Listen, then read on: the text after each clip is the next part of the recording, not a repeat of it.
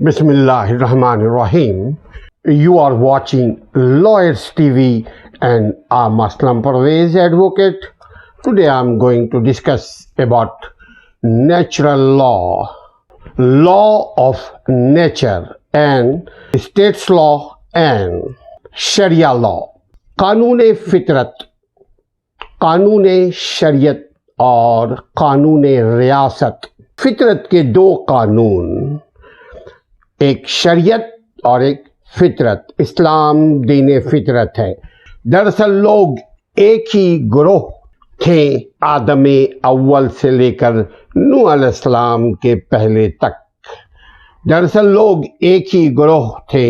اللہ سبحانہ و تعالیٰ نے نبیوں کو خوشخبریاں دینے اور ڈرانے والا بنا کر اس دنیا فانی میں بھیجا اور ان کے ساتھ سچی کتابیں نازل کی گئیں، ہولی اسکرپچر نازل فرمائی گئیں تاکہ لوگوں کے ہر اختلافی امر کا فیصلہ ہو جائے. اور صرف انہی لوگوں نے جنہیں کتاب دی گئی تھی جو اسے دیے گئے تھے، اپنے پاس دلائل آ چکنے کے بعد آپس کے بغض اور عناد کی وجہ سے اس میں اختلاف کیا، یعنی اس کتاب میں اختلاف کیا.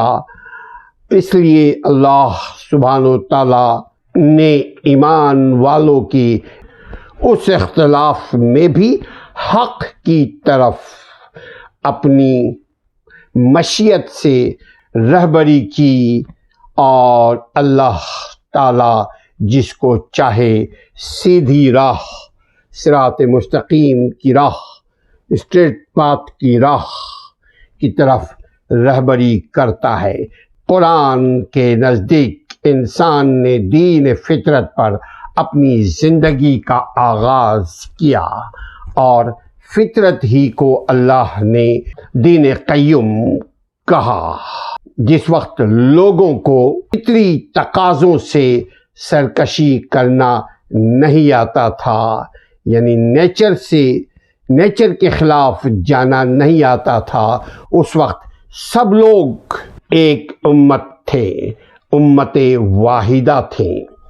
زندگی نہایت ہی سادہ، سمپل ہوا کرتی تھی، اور یہ تسخیر کائنات، تسخیر طبیعت نہ ہونے کی وجہ سے، اس کے دماغ میں ریولیوشن نہ ہونے کی وجہ سے، ایسی طبیعت نہ ہونے کی وجہ سے وہ بغیر کسی اختلاف کے اپنی زندگی بسر کرتے تھے. انسانیت کو سب سے پہلے مذہب نے نوح علیہ السلام کے زمانے میں قانون زندگی عطا کی. قانون کا مطلب ہے ڈسپلن ان یور لائف. آپ اپنی زندگی کو، ہم اپنے روزمرہ کے معاملات کو کیسے ترتیب دیں، اس کو قانون کا نام دیا گیا ہے. یہ انڈیویجول قانون ہے. رب اگر دیتا ہے تو اس کو دو قانون کہتے ہیں، قانون فطرت اور قانون شریعت. شریعت نوح، شریعت ابراہیم، شریعت موسیٰ، شریعت جیزس عیسیٰ علیہ السلام، شریعت محمدی صلی اللہ علیہ وآلہ وسلم. یہ شریعت کا مطلب ہی ہے قانون. تو نوح علیہ السلام کے زمانے میں قانون زندگی عطا کی گئی. قرآن کے سورۃ شورى کا 13 نمبر آیت کہتا ہے کہ تمہارے لیے دین کی وہی شریعت بنی جس کا نوح کو حکم دیا گیا تھا. فطرت اللہ، حضرت نوح علیہ السلام سے پہلے فطرت الہی کے مطابق ایک ہی امت، وہ امت نوح یا نوح علیہ السلام کے دور میں جتنی خلق خدا، جتنی آدم کے اولاد تھے، وہ سب ایک ہی فطرت کے فالوورز تھے۔ جب لوگوں کو انبیاء علیہ السلام کے ذریعے قانون دیا گیا تو انہی لوگوں نے اختلاف کی بنیاد ڈالی، جنہوں نے فطری راہوں سے سرکشی کرنا سکھایا تھا۔ قانون دینے سے پہلے کا اختلاف فطرت سے بغاوت تھی، اور قانون دینے کے بعد کا اختلاف شریعت سے بغاوت ہے۔ سمجھیے گا، جب تک شریعت نہیں آپ کے بیچ کوئی پیغمبر لے کر آیا، یعنی اللہ کا قانون، تب تک فطری قانون جو سب کے لیے یکساں ہے، خواہ انسان ہو یا جانور، خواہ مسلم ہو یا نان مسلم، سب کے لیے قانون فطرت کا رول ایک ہی ہے، یعنی جو کرو گے سو بھرو گے۔ اس کو قانون فطرت کہتے ہیں۔ یعنی اگر آپ نے آگ میں ہاتھ ڈالا تو آپ فطرت کا تقاضا یہ ہے کہ آگ کا کام جلانے کا ہے، آپ کو آگ جلائے گی۔ لہذا فطری قانون لاگو ہوتا تھا جب تک نبی نہ آئے۔ جب نبی آ گئے تو فطرت کا قانون اپنی جگہ مسلم رہا، ساتھ شریعت کا قانون بھی اس کے ساتھ ساتھ نافذ ہو گیا۔ اب یہاں بھی سزا ہے، وہاں بھی سزا ہے۔ فطرت میں صرف یہی سزا ہے، لیکن شریعت میں اگر شریعت کے پامالی کی جائے، نبی کے حکم کو نہ مانا جائے، تو یہاں بھی سزا ہے، وہاں بھی سزا ہے۔ آدم علیہ السلام سے حضرت نوح علیہ السلام تک ابن عباس رضی اللہ عنہم بیان فرماتے ہیں کہ حضرت نوح علیہ السلام اور حضرت آدم علیہ السلام کے درمیان 10 زمانے تھے۔ یاد رکھیے گا، یہ آج کے حساب سے آپ زمانہ نہیں کہہ سکتے۔ 10 زمانے 10,000 سال بھی ہو سکتے ہیں، چونکہ دیکھیں نوح علیہ السلام نے 950 سال تک وعظ و تبلیغ نصیحت لوگوں کو کی۔ اس کا مطلب ان کی عمر اس سے کہیں زیادہ ہوگی، اور اس سے دوسری بات بھی آدمی تصور کر سکتا ہے، سوچ سکتا ہے کہ اس وقت کے لوگوں کی عمریں ہزاروں سال ہوا کرتی ہوں گی، لیکن ہم اس کے اوپر بلیو کرنے سے ایمان کا کوئی تقاضا فلفل نہیں ہوتا۔ لہذا سمجھانے کے لیے سمجھ لیں ہم کہ نوح علیہ السلام سے پیچھے آدم علیہ السلام تک 10 زمانے گزرے۔ یہ اپروکسیمیٹلی ہے، اس کو ایویڈنس نہ بنایا جائے۔ ایتھیسٹ لوگ اس کو ایویڈنس بنا کر دین کو جھوٹا ثابت کرنے کی کوشش کرتے ہیں، کریں گے، لہذا اس کو ایویڈنس نہ سمجھا جائے۔ لوگ حق پر اور شریعت کے پابند تھے نوح علیہ السلام کی دعوت سے پہلے تک۔ لوگ فطرت پر قائم تھے، رب کے اصول پر بنائے ہوئے اصول و ضوابط پر، قاعدہ قانون پر قائم تھے نوح علیہ السلام کی دعوت سے پہلے تک، اور شریعت کے پابند تھے۔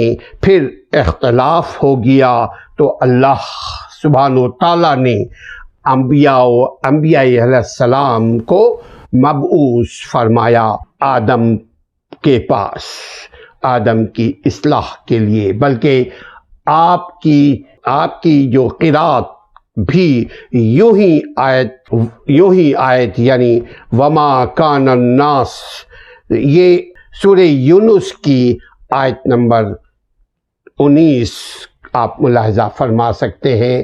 ابی بن کعب رضی اللہ عنہم کی قرات بھی یہی ہے۔ قتادہ رضی اللہ عنہم نے اس کی تفسیر اسی طرح کی ہے کہ جب ان میں اختلاف پیدا ہو گیا، یعنی انسانوں کے بیچ کسی ایشوز پر ڈسپیوٹ، اختلاف پیدا ہو گیا، تو اللہ تعالیٰ نے اپنا پہلا پیغمبر، فرسٹ میسنجر آف گاڈ یعنی نوح علیہ السلام، نوح علیہ السلام کو بھیجا سمجھانے کے لیے، دعوت حق کے لیے، دعوت فکر کے لیے، دعوت توحید کے لیے۔ نوح علیہ السلام کو اللہ نے پہلا بحیثیت پیغمبر کے بھیجا۔ نبی اور پیغمبر میں جو فرق ہوتا ہے، نبی سب ہے، پیغمبر جو پیغام خاص لے کر رب سے آئے اس کو پیغمبر کہتے ہیں۔ جیسے نوح علیہ السلام پیغمبر ہیں، ابراہیم علیہ السلام پیغمبر ہیں، موسیٰ علیہ السلام پیغمبر ہیں، عیسیٰ علیہ السلام پیغمبر ہیں، محمد عربی صلی اللہ علیہ وسلم پیغمبر ہیں۔ ان کے پاس کتاب الہی نازل ہوئی۔ قتادہ رضی اللہ عنہم نے اس کی تفسیر اسی طرح کی ہے کہ جب ان میں اختلاف پیدا ہو گیا تو اللہ تعالیٰ نے اپنا پہلا پیغمبر نوح کی صورت میں بھیجا۔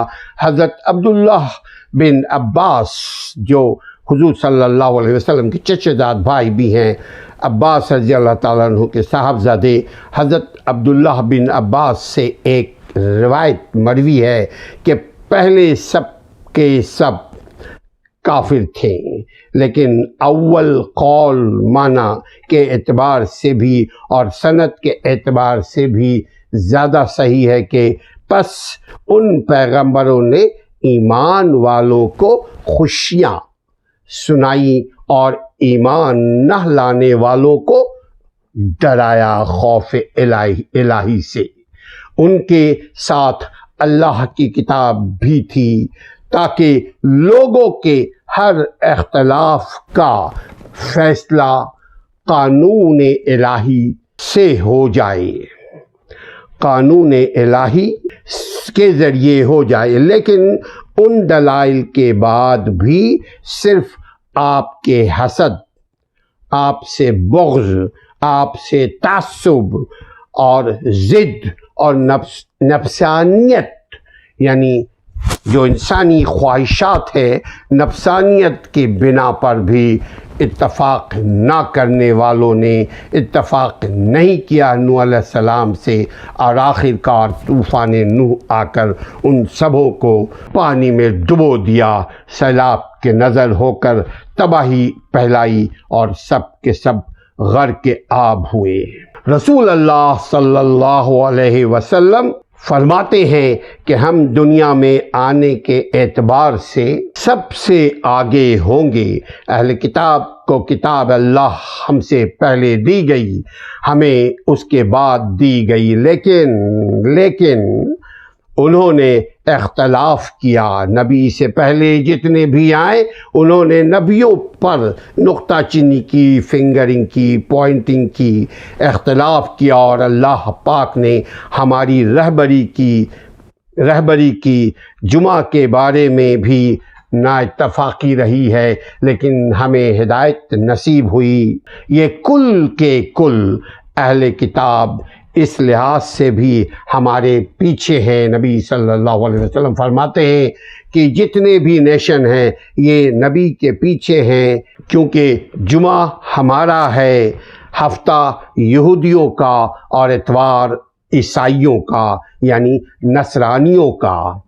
زید بن اسلم فرماتے ہیں کہ جمعہ کے علاوہ قبلہ کے بارے میں بھی یہی ہوا۔ نصارہ یعنی کرسچن نے مشرق کو قبلہ بنایا، اور یہود نے بھی ان میں بعض کی نماز رکوع ہے اور سجدہ نہیں۔ یہودی رکوع کرتے ہیں، آپ نے دیکھا ہوگا دیوار کریا پہ یوں یوں یوں یوں وہ جھوم رہے ہوتے ہیں. ایک رکوع کا ان کا انداز ہے، سجدہ نہیں کرتے. بعض کے یہاں سجدہ ہے تو رکوع نہیں ہے. بعض نماز میں بولتے چلتے پھرتے رہتے ہیں، لیکن امت محمدیہ کی نماز سکون و وقار کے ساتھ ہے. نہ مسلمان نماز میں بولتے ہیں، نہ کھاتے ہیں، نہ چلتے ہیں، نہ کچھ اور کرتے ہیں. روزوں میں بھی اسی طرح اختلاف ہوا، اور اس میں بھی امت محمدیہ کو ہدایت نصیب ہوئی. ان میں سے کوئی تو دن کے بعض حصے کا روزہ رکھتا تھا، کوئی گروہ بعض قسم کے کھانے چھوڑ دیا کرتے تھے اور بعض قسم کے کھانے کھا لیا کرتے تھے. لیکن ہمارا روزہ، مسلمانوں کا روزہ ہر طرح کامل ہے، ہر طرح سے مکمل ہے، اور اس میں بھی راہ حق ہمیں سمجھائی گئی ہے. یہ سرور کائنات صلی اللہ علیہ وسلم کا فرمان ہے. اسی طرح حضرت ابراہیم علیہ السلام کے بارے میں یہودی نے کہا کہ وہ یہودی تھے، اور کرسچنوں نے کہا کہ انہیں نصارہ کہا جاتا ہے ابراہیم علیہ السلام کو، لیکن دراصل وہ مکمل طور پر مسلمان تھے. انہوں نے دین فطرت، دین اسلام لے کر انسانوں کی رہنمائی کے لیے آئے تھے. بس اس بارے میں بھی ہماری رہبری کی گئی، اور خلیل اللہ یعنی ابراہیم علیہ السلام کی نسبت صحیح خیال تک ہم کو پہنچا دیے گئے. حضرت عیسیٰ علیہ السلام، جس کو کرسچن جیزس کہتے ہیں، عیسیٰ علیہ السلام کو بھی یہودیوں نے جھٹلایا، اور ان کی والدہ ماجدہ مریم کی نسبت بد کلامی کی، گالی گلوچ کیا، مریم پر الزام بہتان تراشی کیا. نصرانیوں نے انہیں اللہ اور اللہ کا بیٹا کہا، یعنی سن آف گاڈ کہا جیزس کو. لیکن مسلمان اس افراط و تفریق سے بچا لیے گئے اللہ کے حکم سے، اور انہیں روح اللہ کلمہ اللہ اور نبی برحق مانا، یعنی اللہ کا میسنجر، اللہ کا پروفٹ جیزس کو مانا مسلمانوں نے. یعنی وہ نبی برحق جیزس عیسیٰ علیہ السلام نبی ہے. ربی بن انس رضی اللہ عنہ فرماتے ہیں کہ مطلب آیت کا یہ ہے کہ جس طرح ابتدا میں سب لوگ اللہ واحد کی عبادت کیا کرتے تھے، نیکیوں کے عامل، برائیوں سے مجتنب تھے، نیکی کیا کرتے تھے، برائی سے بچا کرتے تھے. جب ان میں اختلاف رونما ہو گیا تو پس اس آخری امت کو اول کی طرح اختلاف سے ہٹا کر صحیح راہ پر لگا دیا گیا، اور وہ جس کو صحیح راستے پہ لگایا فارچونیٹلی وہ مسلمان ہیں. اللہ ہمیں اسلام پر چلنے کی توفیق عطا فرمائے. اللہ ہمیں فطرت الہی پر چلنے کی توفیق عطا فرمائے. اللہ ہمیں شریعت محمدیہ پر چلنے کی توفیق عطا فرمائے. آمین یا رب العالمین.